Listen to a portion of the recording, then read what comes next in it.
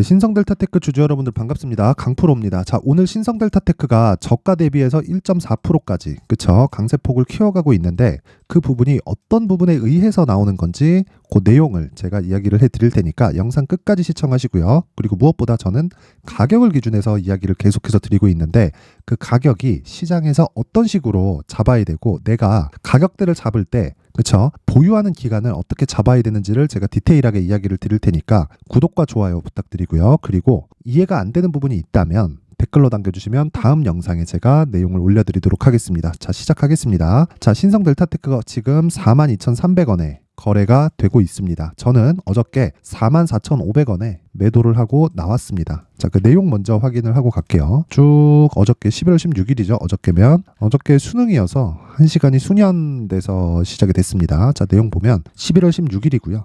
그리고 10시 5분, 그쵸? 10시에 장이 시작했으니까 자, 11월 16일이고 10시 1분, 그쵸? 그리고 11월 16일이고 그리고 장 시작 전이죠. 10시에 시작했으니까 9시 51분입니다. 신성델타테크 장 시작 전 지정가 매도 주문 44,500원에 나왔고요. 그리고 제가 이야기를 한 내용이 기술적인 최대치는 5만원이고요. 다 먹으려다가 물려서 고생한다. 고가 대비 10% 할인해서 가격 잡겠습니다. 이렇게 이야기를 드렸는데 정확하게 장 시작하고 나서 그쵸? 급등세를 보였고 10시 5분 그쵸? 장 시작하고 5분 만에 44,500원을 달성을 했습니다.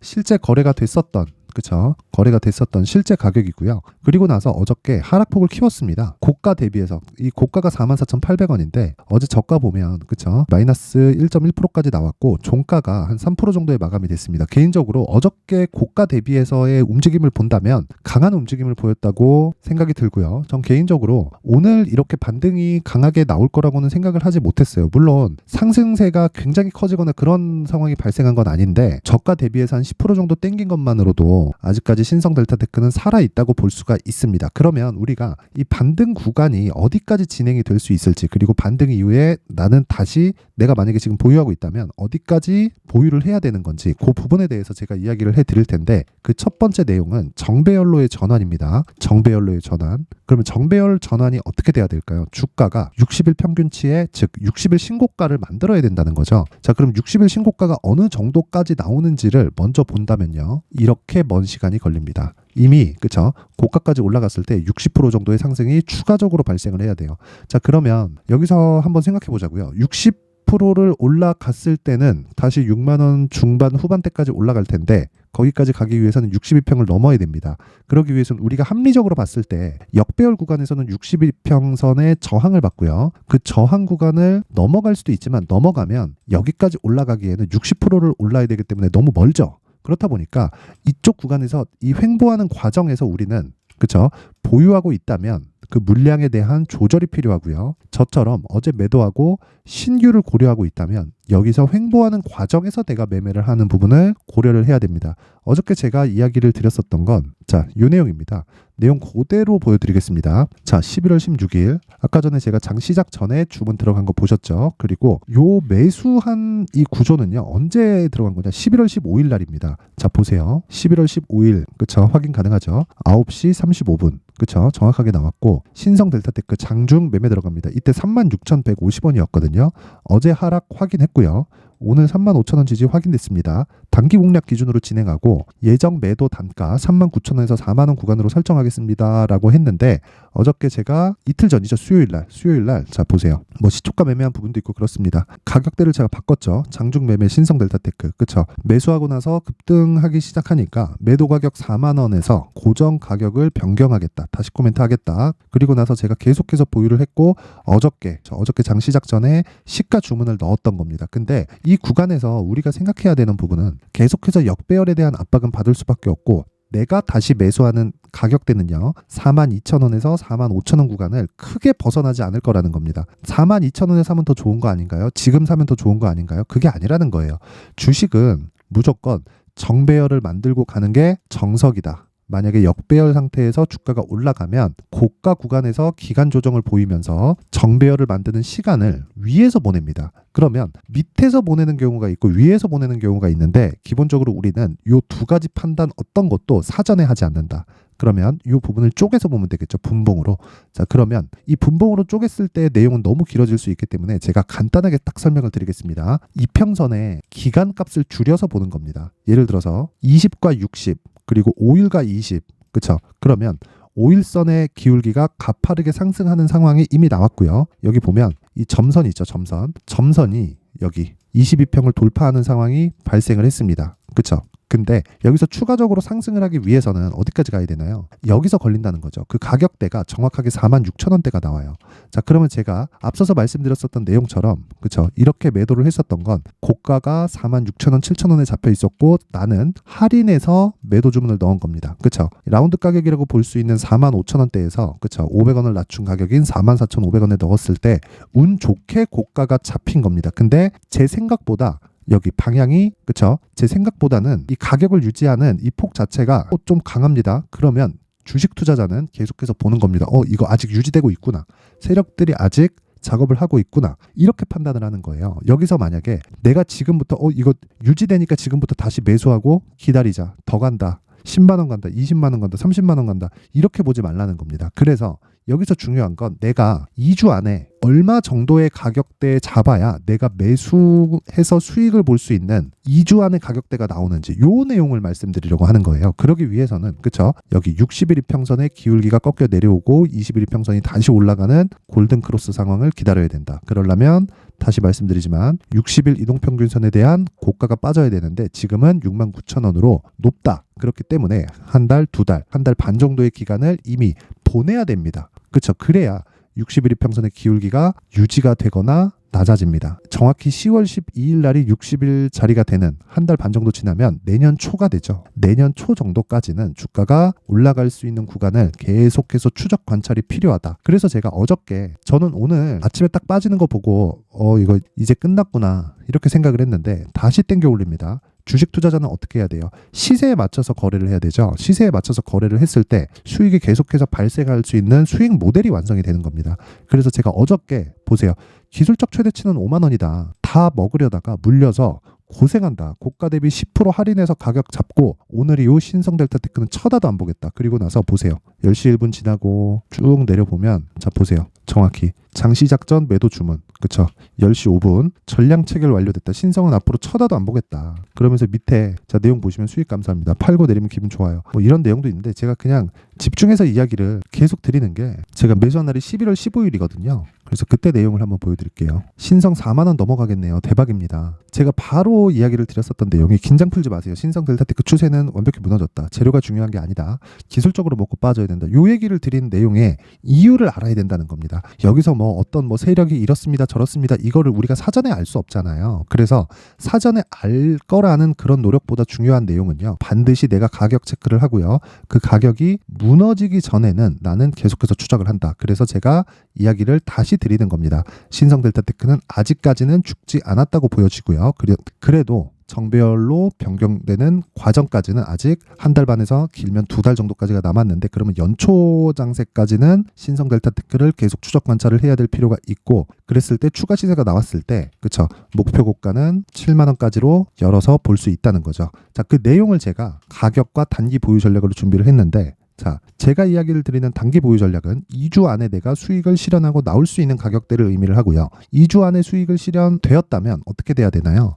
장기 투자로 전환을 하는데 그 장기 투자는 무조건 수익에서 내가 보유를 해가는 거지 손실 구간에서 그쵸 비자발적인 장기 투자를 하라는 게 아닙니다. 그러면 단기 전략에서 이미 수익을 전환시킬 수 있는 가격을 잡는 게 우선이라는 겁니다. 자, 이 내용을 제가 영상에서 이야기를 드릴 수도 있겠지만 영상에서 이야기를 드리다 보면 내용이 너무 길어질 수 있기 때문에 신성 델타테크의 가격과 단기 보유 전략을 여기 19페이지에 걸쳐서 준비를 해놨고요. 그리고 이 내용은 영상 상단에 있는 전화번호로 숫자 3이라고 문자를 보내주시는 분들에 한해서만 제가 신성 델타테크의 가격 그리고 단기 보유 전략을 공유해 드리도록 하겠습니다. 자, 그리고 항상 제가 말씀드리지만 중요한 건 신성 델타테크는 지금에서 추가적으로 상승이 나오기 위해서는 한 두 달 정도, 그쵸? 한 달 반에서 두 달 정도의 횡보하는 과정이 필요하고요. 우리는 거기서 싸게 잡으려고 노력하지 마세요. 제가 아까 전에도 말씀드렸죠. 여기 강프로의 무료 소통방에서 전 요날 매수한 게 아닙니다. 반등이 나온 게 월요일부터, 그쵸? 월요일부터 반등이 강하게 진행이 되기 시작했는데 저는 요날 매수한 게 아니라 요때 매수한 겁니다. 요때 11월 14일 날 하락한 거 확인했고요. 그리고 11월 15일 날 요때 매수한 겁니다. 요때 올라가는 거 확인하고 2% 3%대 매수를 했고요. 그리고 1박 2일 코스로 거의 한 25% 이상의 수익을 실현하고 나왔는데 신성 델타테크가 안 죽어요. 안 죽으면 당연히 계속 본다. 자, 지금 시장도 안 좋은데 이렇게 강한 종목 찾기가 쉽나요? 그렇죠? 강한 종목은 계속해서 추적해서 빼먹기 위해서는 내가 신고가에 대한 이해를 해야 되고요. 여기 그 신고가에 대한 이해를 하면서 제가 강프로의 무료 소통방에서 이해를 돕기 위한 단기 매매를 계속해서 진행을 하고 있습니다. 앞서 말씀드렸다시피 정배열 구조 그리고 신고가 구조를 정확하게 지켜서 매매를 진행을 하고 있고요. 그 내용을 보면 메디아나 오늘 9%대 강세를 보이고 있는데 11월 17일 오늘이죠. 그리고 8시 56분에 매매가 진행이 됐습니다. 오늘 자 시가 대비해서 마이너스 2% 정도의 출발해서 9%면 그쵸? 지금 몇 프로 수익? 10% 이상의 수익 구간에 달성을 했다. 자 그리고 주성 엔지니어링 한번 볼게요. 자 주성 엔지니어링은 보합권에서 등락 중에 있는데 그쵸? 종가 기준에서 또는 분봉상의 매물을 확인해서 충분히 매도 구간을 잡을 수 있는데 기준이 되는 건 시가 대비해서 종가 그쵸?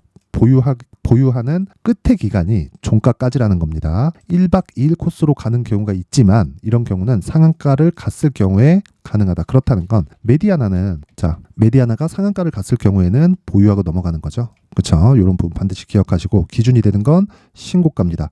자, 하루에 10% 낮은 수익이 아닙니다. 그리고 수익을 내기도 어렵습니다. 단 제가 말씀드리고자 하는 건 하루에 10% 수익을 내기 위해서는 반드시 신고가 구간을 내가 이해를 해야 된다는 거고 여기서 손절을 하지 않을 수 있는 방법을 제가 강프로의 무료 소통방에서 진행을 하고 있으니까 내가 단기 매매를 하면서 또는 신성 델타테크를 매매하면서 어저께 44,500원에 매도하고 싶다. 그쵸? 이런 이틀 만에 내가 1박 2일로 20% 이상 가는 수익 구간을 한번 해보고 싶다 하시는 분들은 상단의 전화번호 확인해서 참여라고 문자를 보내주시는 분들에 한해서만 제가 강프로 무료 소통방 입장 링크를 순차적으로 공유를 해드리도록 할 테니까 시청해주시는 모든 분들이 상단의 전화번호 확인해서 참여라고 문자 보내시고요. 매매하기 어려운 분들은 다 들어오셔서 제가 멘탈 확실하게 잡아드리도록 하겠습니다. 자 그리고 제 기대 이상의 신성 델타테크의 움직임이 나오는데 주식은 이렇게 하는 겁니다. 추적을 할 때는 내가 보유하지 않는다. 시세 구간에서는 내가 보유한다. 그 기준이 되는 건 정배열이고 신고가다. 그 기준을 제가 소통방에서 계속해서 공급을 해드리도록 하겠습니다. 항상 시청해 주셔서 감사드리고요. 무엇보다 가격이 가장 중요합니다. 오늘 영상은 여기까지 하겠습니다. 자 이제 23년도 다 끝나가지만 매매를 하시면서 스트레스를 받으시는 분들이 있을 수 있습니다. 시장이 항상 그렇긴 하지만 그래도 제 구독자분들과 시청해주시는 분들을 위해서 앞으로 차기 주도주가 될 수 있는 대시세 종목을 준비를 해왔습니다. 단타나 짧은 수익만을 쫓다 보면요 잦은 손절로 계좌가 망가지는 건 순식간이고요. 그만큼 수익하고는 거리가 멀어지겠죠. 장기간 유지하기가 어렵기 때문입니다. 결과적으로 주식시장에서 돈을 벌기 위해서는요 어떤 계기를 만들어야 되는데 그 계기는 한 종목에 비중을 실어서요 수익을 보는 것 말고는 없습니다. 쓸데없이 잦은 매매를 하지 말라는 이야기고요. 그리고 한 종목에 비중을 실을 수 있어야 된다는 겁니다. 그런데 이 비중을 실는 과정에서 성장 산업군에 대한 이해가 필요하다는 겁니다. 이 부분을 반드시 기억을 하셔야 돼요. 자, 이런 성장 산업에 대한 구조와 제가 앞서 말씀드렸던 신고가 그리고 선반영 구조에 대해서 이해를 했을 때 이런 매매를 할 수 있게 됩니다. 2월 7일 강프로의 대시세 종목으로 에코프로 매수가는 17만원 이에서 진행이 됐고요. 그리고 목표가는 50만원부터 자율 매도 구간으로 잡았죠. 예상 수익 범위가 200% 이상으로 되어 있는데 신고가 이후에 선반영 평균치가 200% 이상이기 때문에 그렇습니다. 자, 그런데 에코프로가 2차전지 양극재 기업이죠. 2차전지 양극재는 친환경이라는 범주 안에 속해 있다고 보시면 됩니다. 근데 제가 항상 이야기를 드리죠. 시세는 항상 연결된다고요. 앞으로 나올 대시세 종목도 이런 친환경이라는 성장 산업군에 포함되어 있어야 됩니다. 자, 이런 성장 산업군에 포함되어 있는 걸 확인한다면 이 내용처럼 세 가지의 공통점을 가지고 있습니다. 1년에 많은 종목이 발생하지 않고요. 그리고 세력들의 장기간 매집 구간이 확인돼야 되고 그리고 상승하기 시작하면 평균적으로 3개월 정도의 상승 구간을 보이기는 하지만 제가 2개월이라고 작성을 해온 건 한 가지 내용 때문입니다. 한 달은 확인하는 과정이 필요하기 때문입니다. 이게 무슨 얘기냐면 성장 산업에 대한 부분 그리고 이런 공통점 여기다가 기술적인 내용을 다 포함을 시키더라도 절대적으로 가격이 우선적으로 반영이 되는 것이기 때문입니다. 에코프로도 마찬가지예요. 장기간 하락하면서 최악의 국면을 거쳐왔고요. 이 구간에서 먼저 하락을 했다는 건 앞서 말씀드렸던 내용처럼 고가에 대한 부분이 아니라 저가, 즉 나쁜 부분을 반영한 이후에 신고가를 발생을 시켰다는 건 앞으로 좋을 부분을 반영이 되고 있다는 거죠. 그런데 본격적인 시세는 신고가 이후라고 말씀을 드렸고 지금은 매물 소화 과정을 보내고 있습니다. 앞서 말씀드린 대로 가격 먼저 분석을 끝냈죠. 그리고 나서는 정부 정책의 방향과 맞는지를 체크를 해야 되는 겁니다. 2023년 대시세 종목인 에코프로도요, 정부 정책의 방향에 맞는 종목이라고 볼 수 있겠죠. 물론 이런 종목들도요, 신고가 이후에 시세를 낸다는 건 반드시 기억하고 있어야 됩니다. 자, 이런 내용을 토대로 23년 상반기 에코프로와 같은 대시세 종목을 준비를 해왔습니다. 자, 하반기 대시세 종목은 영상 상단의 전화번호로 대시세라고 문자를 보내주시는 분들에 한해서만 공유해드리도록 할 테니까 영상 상단의 전화번호 확인해서 하반기 대시세 종목으로 큰 수익 내셨으면 좋겠습니다.